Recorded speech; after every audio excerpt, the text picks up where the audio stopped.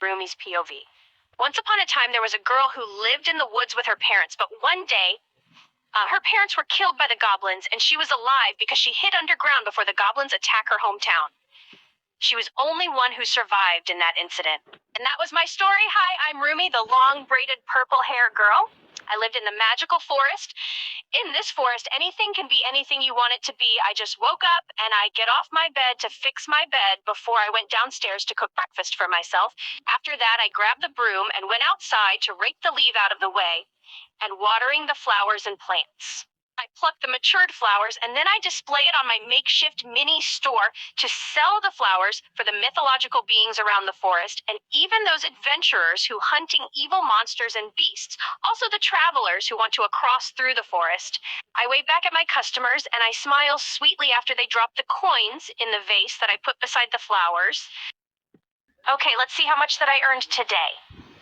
I put the down on the haystack before I approach my makeshift mini store and I pour out the coins to count the coins in the vase to know how much do I earn today. It's 20 gold coins and it's enough for my food supplies for the rest of the week.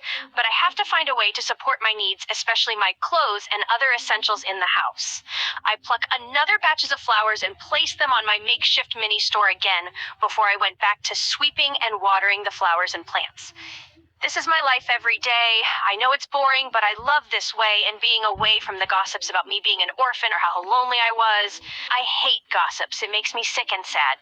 The wind gushed against my face. I look up and saw the dark clouds. I realized a storm is about to come. I hurried, went inside to get the canopies to cover the flowers and plants before I put the giant rocks on the edge of the canopies before I run inside, and I closed doors and windows shut very tight. I sigh before I walk to the pantry to make a dinner for me while waiting for the storm to come to end. I eat dinner before I sleep on my bed. The next day, I woke up when the sunlight hit my face through the window. I get up and I stretch first before I went to the kitchen to cook mini breakfast for myself, before I went out of the house to do my errands, but I saw everything destroyed.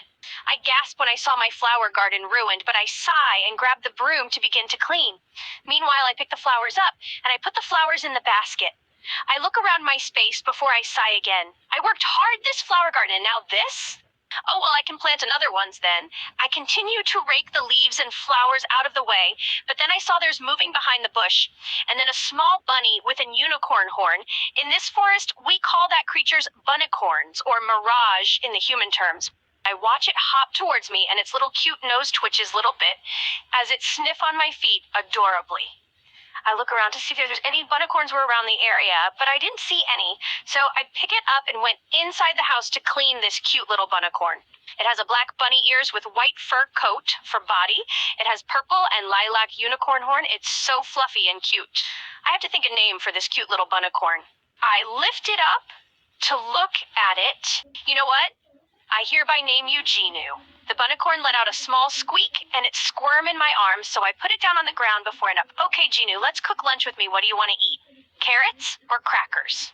Which one? I raise the two options up for the bunnicorn to choose. The bunnicorn give the carrots a little nudge with its nose.